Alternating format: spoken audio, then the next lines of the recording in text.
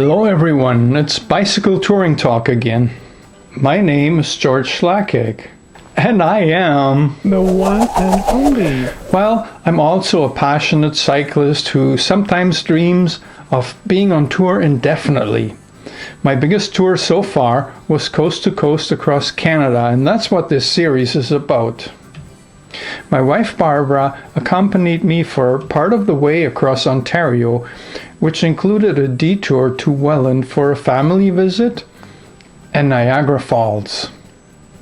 On Monday, July 24th, we went for breakfast with my daughter's family at one of their favorite places, a restaurant called Benedict's. We also stopped by a grocery store to stock up on some essentials. Since my daughter's house was small, we had camped in the backyard, and you'd think that after only a one-day stay, everything would be packed up quickly. It always amazes me how much of an ordeal it can be. It was almost noon when we finally hit the road after taking some last-minute pictures with Jessica and her family. We took the Welland Canal Trail, which turned out to be a great bike route.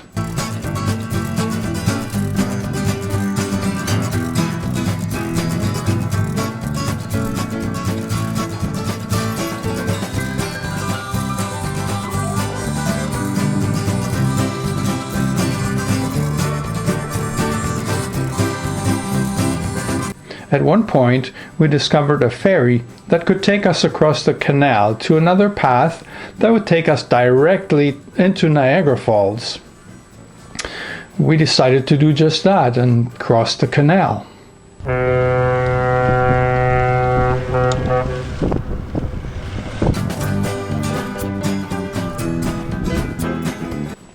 After the crossing, we came across a pub called Bridge 12.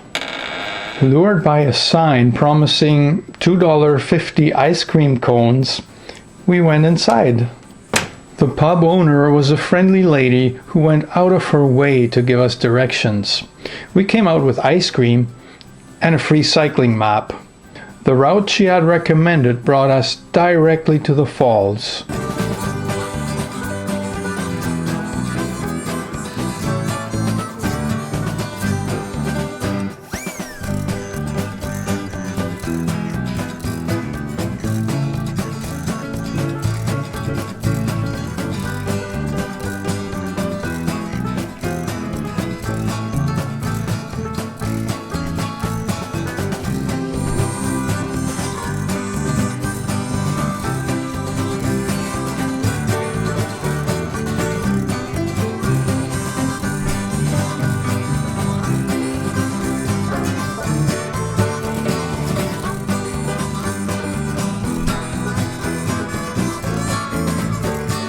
But cycling got a bit more challenging in the busy tourist area close to the attractions.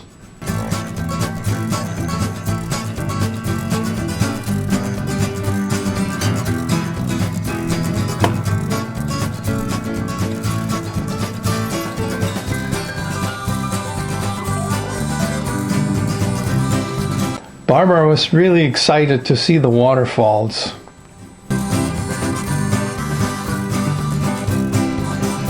We spent some time taking pictures and making plans to get even closer, perhaps after dark when the falls would be lit up in different colors. First, we had to figure out where to stay, so we worked our way through busy streets to the nearest Tim Hortons. Almost any Timmy's has free Wi-Fi, which is perfect for finding accommodations.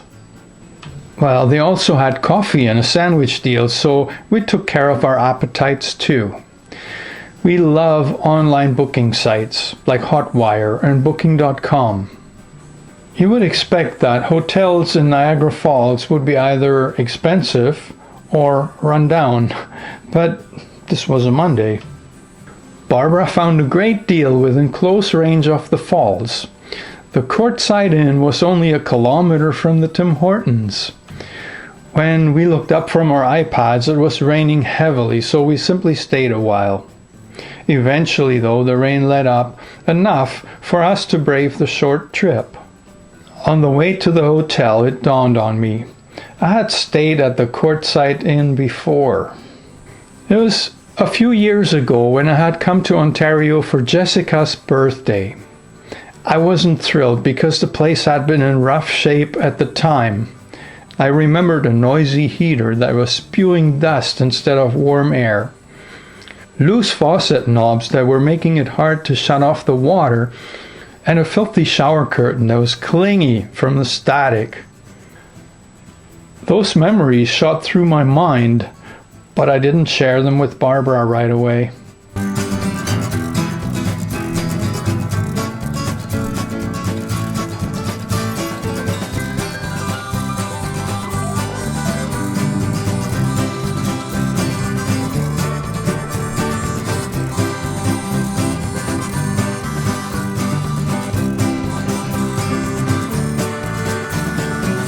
Was this really the same place?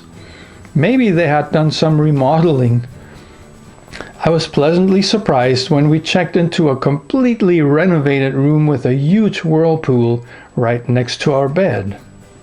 Things do change, and this hotel definitely had. For the rest of the night, we stayed in our room after picking up some drinks and snacks nearby. The rain didn't stop at all. It was too wet outside to go back to the falls. Tuesday morning, the first thing we did was a trip down the street to the International Pancake House, a restaurant that served mediocre food and didn't even have peanut butter, but charged big money. Of course, the place was packed. Niagara Falls is a tourist destination, and it comes with a price tag. We had lucked out on the hotel, which was far from high-end, but offered a clean room with a whirlpool for a bargain price. We made the 11 o'clock checkout time with a few minutes to spare and found our way to the falls through city streets and on sidewalks that were too busy to safely ride a bike.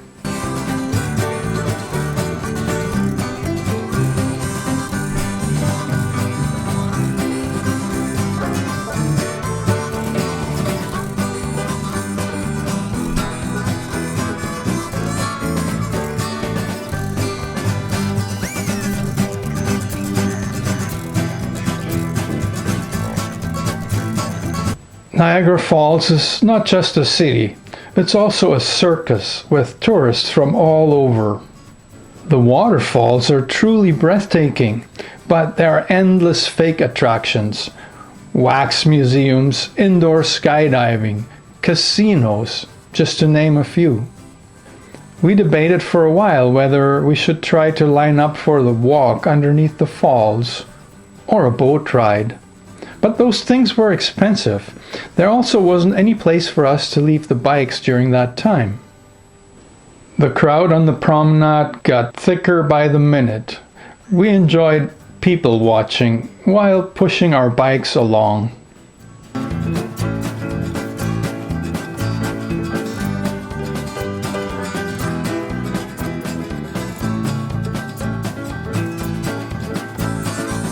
After taking more pictures of us and the falls, we finally moved on toward Niagara-on-the-Lake.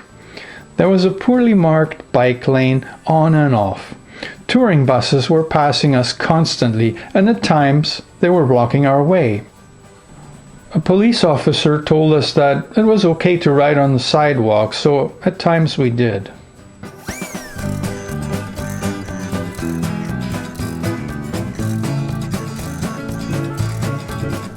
The ride got better further away from the falls.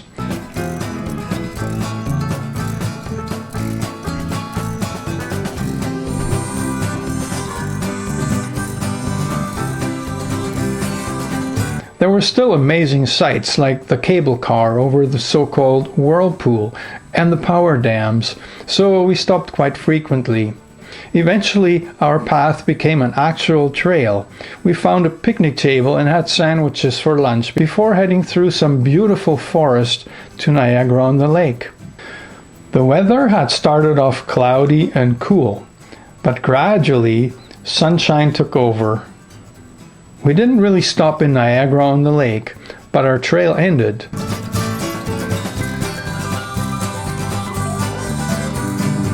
we had to find our way around. Eventually, that took us to Lakeshore Road, which was also the bike route for the waterfront trail. At times, it wasn't good at all. There were narrow lanes without shoulders, but for some of the way there was a real bike lane.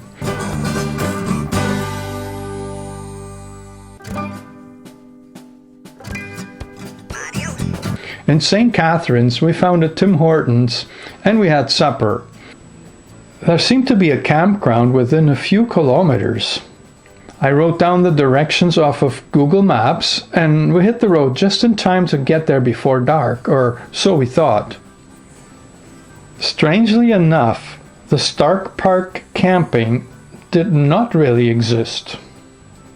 We found the supposed locations and met two local cyclists. They had never heard of it. There were other campgrounds in the area, but they were out of our reach unless we wanted to ride in the dark. One was actually the NET camping resort, a place we had stayed at already. That wouldn't be easy to reach in the dark due to busy traffic on a narrow road. What were the options? No more stealth camping we had agreed on. Well, there really weren't any good ones. So what did we do? I'll tell you in the next episode. In the meantime, hit the like button and check out some of my other bicycle touring talk videos. See you soon.